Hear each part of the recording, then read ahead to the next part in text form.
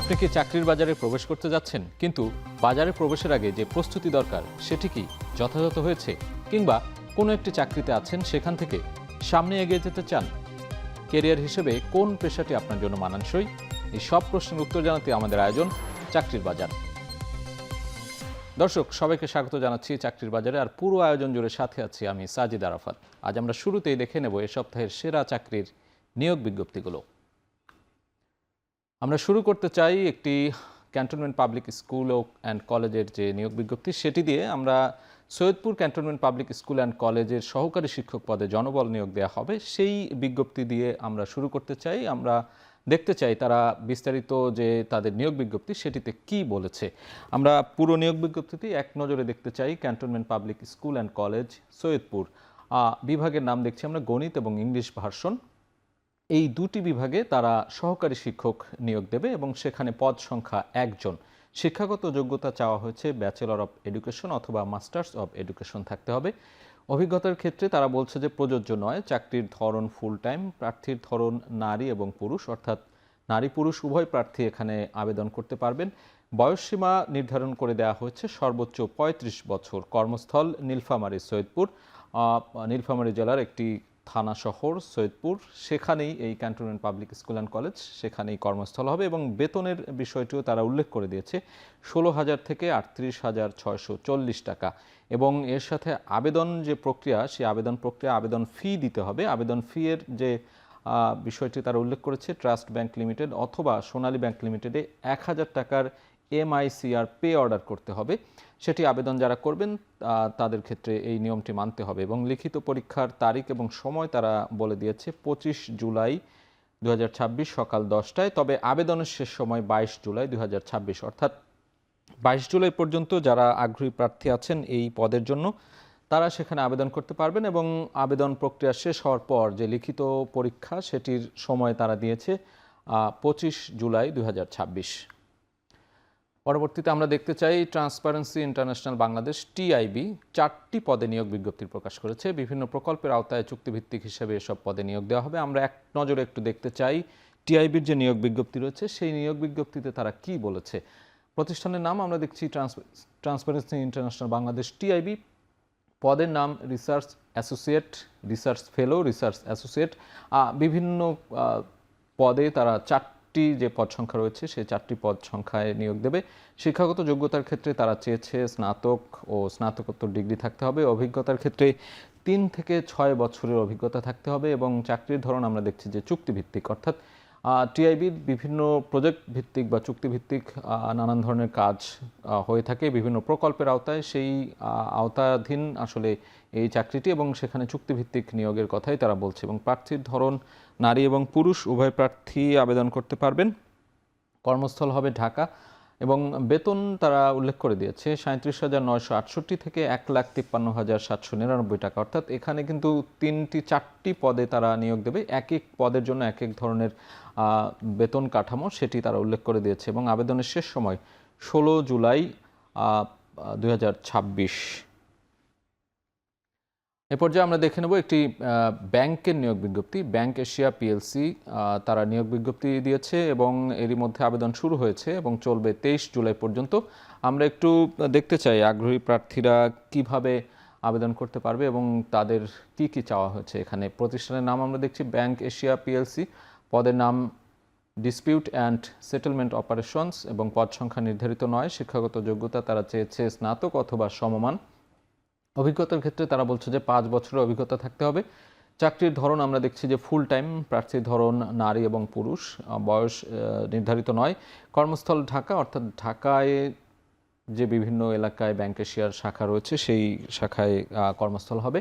এবং আবেদনের নিয়ম যথারীতি ব্যাংক এশিয়ার যে অফিসিয়াল অনলাইন রয়েছে, অনলাইনে আবেদন করতে পারবে ওয়েবসাইটে ঢুকে। এবং আবেদনের শেষ সময় বলা হচ্ছে যে 23 জুলাই 2026। এ পর্যায়ে আমরা দেখতে চাই শীর্ষস্থানীয় শিল্প প্রতিষ্ঠান মিনিস্টার হাইটেক পার্ক লিমিটেড তাদের শোরুম ম্যানেজার পদে 20 জন কর্মী নিয়োগের বিজ্ঞপ্তি প্রকাশ করেছে। আবেদন শুরু হয়েছে, এর মধ্যে চলবে 6 আগস্ট পর্যন্ত। তার বিস্তারিতটি আমরা একটু দেখতে চাই। যেটি বলছিলাম যে মিনিস্টার হাইটেক পার্ক লিমিটেড প্রতিষ্ঠানের নাম, পদের নাম শোরুম ম্যানেজার। পদ সংখ্যা এখানে দেখছি আমরা 20 জন, বেশ মোটামুটি 20 জনকে নিয়োগ দেবে তারা, ভালো একটি সংখ্যা। এবং শিক্ষাগত যোগ্যতা চাওয়া হচ্ছে স্নাতক অথবা স্নাতকোত্তর থাকতে হবে। অভিজ্ঞতার ক্ষেত্রে তারা বলছে যে 2 থেকে 6 বছরের অভিজ্ঞতা থাকতে হবে এবং চাকরির ধরন ফুল টাইম। প্রার্থীর ধরন তারা বলছে যে পুরুষ, অর্থাৎ আমরা এর আগে বেশ কয়েকটি নিয়োগ বিজ্ঞপ্তি দেখছিলাম, সেখানে নারী পুরুষ উভয়ই আবেদন করার সুযোগ ছিল, তবে এখানে শুধুমাত্র পুরুষদের জন্যই এটি বলা হচ্ছে। এবং বয়সসীমা নির্ধারণ করে দেওয়া আছে 26 থেকে 38 বছর হতে হবে। কর্মস্থল যে কোনো জেলায়, অর্থাৎ ঢাকা, ঢাকার বাইরে বিভিন্ন জেলায় যে মিনিস্টার হাইটেক পার্ক লিমিটেডের কার্যক্রম রয়েছে সেই জেলাগুলোতে যে কোনো জায়গায় হতে পারে। এবং আবেদনের নিয়ম যথারীতি অনলাইনেই এই মিনিস্টার হাইটেক পার্ক লিমিটেডের যে অফিসিয়াল ওয়েবসাইট রয়েছে সেই ওয়েবসাইটে গেলে পাওয়া যাবে। আবেদনের শেষ তারিখ বলা হচ্ছে 6 আগস্ট 2026, অর্থাৎ এখনও কিন্তু বেশ অনেকটা সময় বাকি রয়েছে। যারা আগ্রহী প্রার্থী আছেন তারা নিশ্চয়ই এই সময়ের মধ্যে আবেদন করতে পারবেন।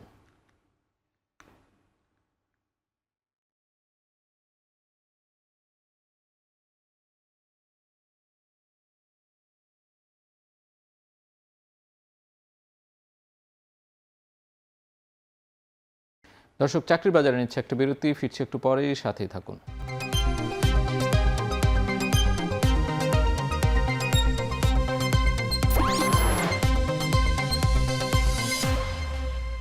ফিরে এলাম বিরতির পর, আপনারা দেখছেন চাকরির বাজার।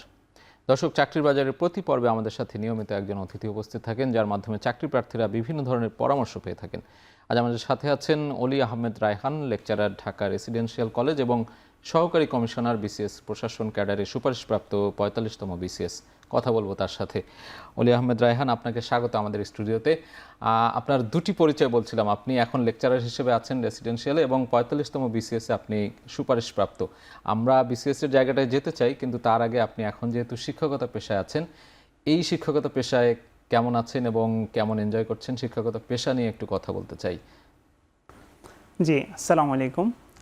প্রথমত আপনাদেরকে ধন্যবাদ দিয়ে আমি শুরু করতে চাচ্ছি আপনাদের এই অনুষ্ঠানে আমাকে ইনভাইটেশন করার জন্য। আপনার যেহেতু দুইটা পরিচয় নিয়ে আমি এখানে আছি, প্রথমত হচ্ছে শিক্ষকতা। এই শিক্ষকতাটা হচ্ছে বলা যায় আমার প্যাশন থেকে এখানে আসা। আমি কিন্তু এর আগেও বিসিএসে রিকমেন্ডেড ছিলাম, 41তম বিসিএসে শিক্ষা ক্যাডারে রিকমেন্ডেড ছিলাম। পাশাপাশি ঢাকা রেসিডেন্সিয়াল মডেল কলেজে গণিতের লেকচারার পদে কর্মরত। তো আমার এটা একটা ভালো লাগার একটা জায়গা, ঢাকা রেসিডেন্সিয়াল মডেল কলেজ। এই জন্য আসলে ভিন্ন ওই এনভায়রনমেন্টটা ছেড়ে নতুন করে আসলে আর বিসিএসে জয়েন করা হয়নি।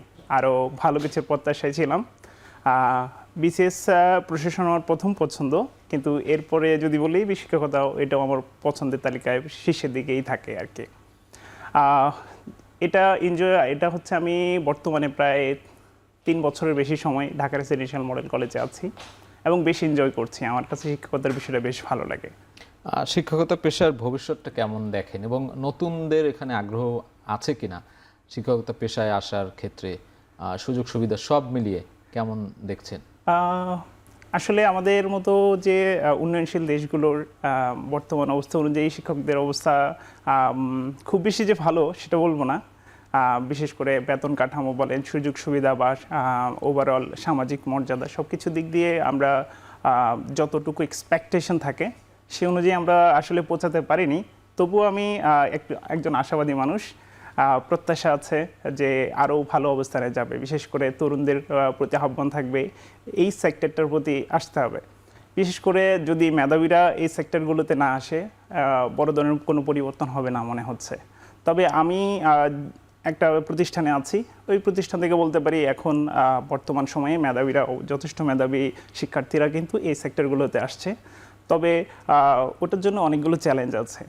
যেমন আমাদের যে ডাইমেনশনগুলো চেঞ্জ হচ্ছে, বিশেষ করে ছাত্রছাত্রীর যে শিক্ষা এবং শিক্ষণের বড় ধরনের পরিবর্তন হয়েছে। হ্যাঁ, রাইট, সিলেবাসেও একটা পরিবর্তন এসেছে এবং আপনি বলছিলেন যে মেধাবীরা এখানে আসতে হবে, না আসলে বদলাবে না।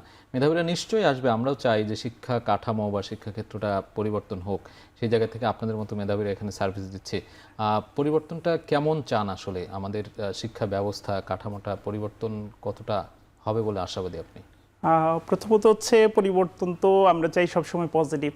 বিশেষ করে আমাদের বর্তমান যে কারিকুলামগুলো আছে এগুলো আরও বেশি সংস্কার প্রয়োজন।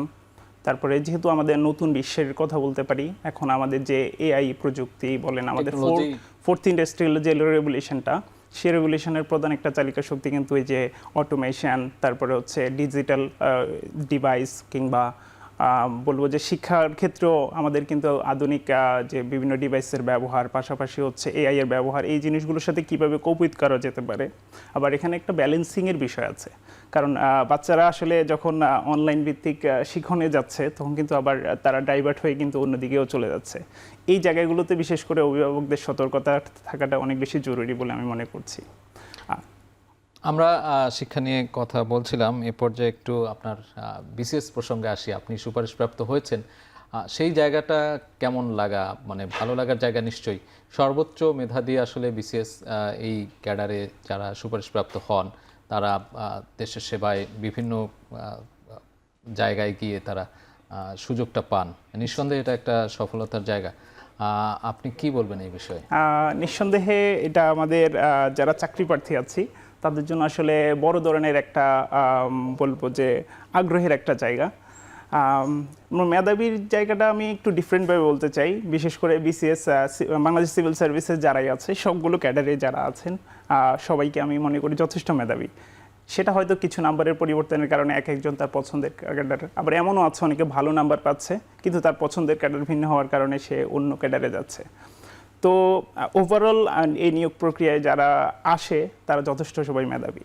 আর প্রশাসন ক্যাডার নিয়ে যদি আমি স্পেশাল বলতে চাই, এটা আসলে ছোটবেলা থেকে আমার বলা যায় যে এই বিষয়ে একটা স্বপ্ন ছিল যে আসলে প্রশাসন ক্যাডারের মতো একটা গুরুত্বপূর্ণ ক্যাডার, সামাজিক মর্যাদা বলেন, তারপরে মানুষের জন্য কাজ করা বলেন, সব কিছু যে কাজের পরিধি। বিশেষ করে আমি যখন ছোটবেলা থেকে দেখতাম যে ম্যাজিস্ট্রেটদের যে বিভিন্ন ধরনের কার্যক্রম দেখতাম, তখনই ভালো লাগা তৈরি হয়। পাশাপাশি বাবা মা, পরিবার, সমাজ, সবার যে একটা প্রত্যাশা জায়গা থেকে মনে হলো যে এই একটা জায়গায় যেখানে আমি আমার নিজেরকে আরও অনেক বেশি এক্সপ্লোর করতে পারবো।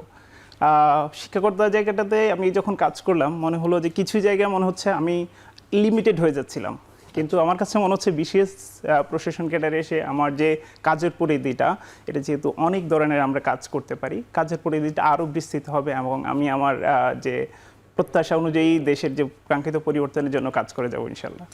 এই জায়গায় আসতে তো আপনার অনেক কাঠখড় পোড়াতে হয়েছে নিশ্চয়ই, অনেক ধরনের পড়াশোনা, অনেকগুলো ধাপ পেরিয়ে এখানে আসতে হয়েছে। সেই বিষয়গুলো একটু জানতে চাই যে এই সফল হওয়ার মূল মন্ত্র আসলে কি, এবং যারা আসতে চায়, বিসিএস দিতে চায়, এখন যারা প্রস্তুতি নিচ্ছে, তাদের জন্য কি বলবেন?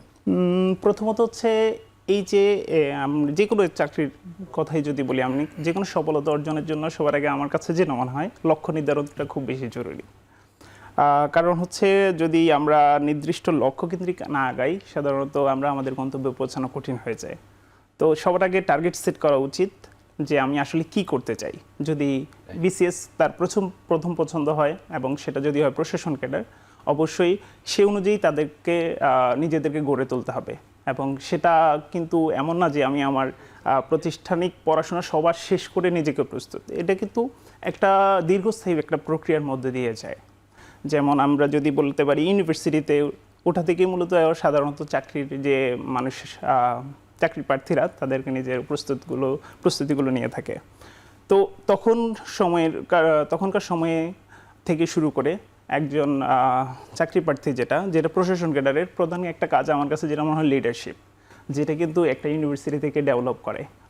তো সেই জায়গাটা থেকে বিভিন্ন ধরনের লিডারশিপ প্রোগ্রাম, মানুষের জন্য যে কাজ করতে গিয়ে যে কাজ করা, তো ওই জায়গাগুলো থেকে নিজেদেরকে রেডি করা। আবার পাশাপাশি কমিউনিকেশন স্কিল, পাশাপাশি ফ্রেন্ড সার্কেল, এদের সাথে নিজেদের মধ্যে কমিউনিকেট করা, এই যে কমিউনিকেশন স্কিল, তারপর হচ্ছে আদার্স এর বিভিন্ন বিষয়ে নলেজ, দেশের অর্থনীতি, রাজনীতি সহ অনেকগুলো বিষয় আছে যেটা হচ্ছে এই প্রশাসন ক্যাডারের সাথে আসলে অ্যালাইনমেন্ট সংযুক্ত আছে। আর যদি আমি স্পেসিফিক পরীক্ষার প্রস্তুতির কথা বলি, যেটা হচ্ছে আমাদের বিসিএসটা তো 3টা ধাপে হয়ে থাকে, প্রিলিমিনারি, রিটেন এবং ভাইভা।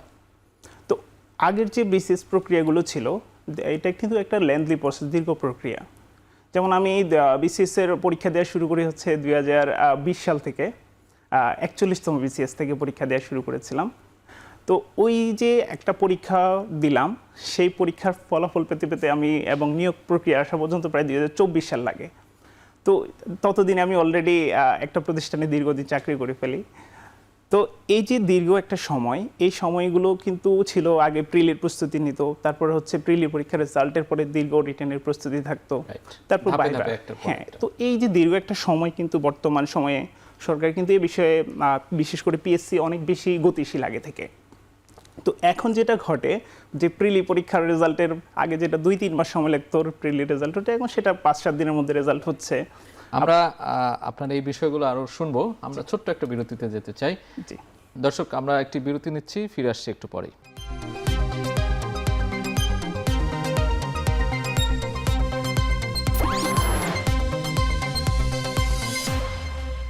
ফিরে এলাম বিরতির পর। দেখছেন চাকরির বাজার। আমাদের সাথে আছেন অতিথি অলি আহমেদ রায়হান। আমরা বিরতির আগে অনেকগুলো বিষয় নিয়ে কথা বলছিলাম। এই পর্যায়ে একটু ছোট্ট করে জানতে চাই যে বেসরকারি স্কুল কলেজে যে প্রেষণে বিসিএস ক্যাডার নিয়োগ দিচ্ছে সরকার, এটি শিক্ষাক্ষেত্রে বা শিক্ষা বান্ধব একটি দেশ গড়তে কতটা সহায়ক হবে বলে মনে করেন আপনি? এই বিষয়টা এখনো আসলে মাত্র শুরু করলো সরকার। এটা আসলে কতটুকু পজিটিভ নেগেটিভ আমরা হয়তো এটার ফলাফল আসলে আরো অনেক বেশি বুঝতে পারবো। তবে আমি একজন শিক্ষক হিসেবে মনে করছি এটা অনেক বেশি পজিটিভ একটা বিষয় হতে পারে। ডিপেন্ড করছে যাদেরকে নিয়োগ দিচ্ছে তারা বিষয়টাকে কিভাবে নিচ্ছে। কারণ হচ্ছে একজন শিক্ষক ক্যাডার কর্মকর্তা যখন আসলে নিয়োগপ্রাপ্ত হন, পাশাপাশি উনি দীর্ঘ সময়ের ট্রেনিং হইতে শুরু করে বাংলাদেশের যে ল অর্ডার সব কিছু, পাশাপাশি শিক্ষার যে মূল থিমগুলো উনি প্রচুর ট্রেনিং করেন, যাতে করে উনি অনেক বেশি নিজেকে আসলে অনেক বেশি যোগ্যতা অর্জন করতে পারেন। তুলনামূলকভাবে যারা বিভিন্ন প্রতিষ্ঠানে একক অনলি শুধুমাত্র প্রতিষ্ঠানে চাকরি করেন তাদের তুলনায় আমার কাছে মনে হয় তারা নিজেদের কাজের পরিধিটা অনেক বেশি এবং তাদেরকে আরো স্মার্টলি পরিচালনা করতে পারবেন। এই ক্ষেত্রে আমি মনে করছি তারা অনেক বেশি ভালো পরিবর্তন নিয়ে আসতে পারবেন। একেবারে আমরা শেষ দিকে আছি। এবারে একটু জানতে চাই যে যারা বিসিএস এ ভালো করতে চায় বা এখানে সফলতার মূল মন্ত্রটা একটু আরেকবার যদি বলেন, যারা আপনার জুনিয়র আছে পরবর্তী বিসিএস গুলোতে অংশগ্রহণ করবে, প্রত্যেকটা ধাপে ধাপে সফল হওয়ার একটু পরামর্শ দেবেন। হ্যাঁ, অবশ্যই। আমি আমার ব্যক্তিগত অভিজ্ঞতাগুলো থেকেই হয়তো বলার চেষ্টা করব। প্রথমত হচ্ছে যেটা প্রথমে বলছিলাম, লক্ষ্য নির্ধারণ করে। আর আরেকটা বিষয় খুব জরুরি, সেটা হচ্ছে আসলে সবগুলো বিষয়ে যে সবাই যে এক্সপার্ট হবে এটা কিন্তু মাস্ট না। যেমন একজন ব্যক্তি একটা সাবজেক্টে এক্সপার্ট নাও হতে পারে। অর্থাৎ আপনি যেই চাকরির প্রস্তুতি নেয় না কেন, সে তার ওই সাবজেক্টের জন্য আসলে নিজেকে যোগ্য কিনা সেটা আগে নিজেকে অবশ্যই যাচাই করা উচিত। কারণ দেখা গেছে যে মাঝপথে গিয়ে ফিরে আসার তুলনায় যে ভালোভাবে নিজেকে যাচাই করে নামাটাও জরুরি। আর আরেকটা বিষয় হচ্ছে জরুরি, সেটা হচ্ছে আর্থসামাজিক বিষয়গুলো খুব গুরুত্বপূর্ণ। কারণ দেখা যায় যে অনেকের ফ্যামিলি ব্যাকগ্রাউন্ড দুর্বল থাকে, পাশাপাশি ফ্যামিলিকে সাপোর্ট দিতে হয়। অর্থাৎ আমি পর্যাপ্ত পরিমাণ টাইম এফোর্ট দিতে পারবো কিনা, টাইম লেগে থাকতে হয়। হ্যাঁ, দীর্ঘ সময়ের একটা বিষয় আছে। যদিও এখন আমরা যে পিএসসি-কে দেখতে পাচ্ছি 1 থেকে 2 বছরের ভিতরে হয়তো শেষ করছে, তো সেটাও দীর্ঘ একটা সময়ের বিষয় আছে, প্রস্তুতির বিষয় আছে।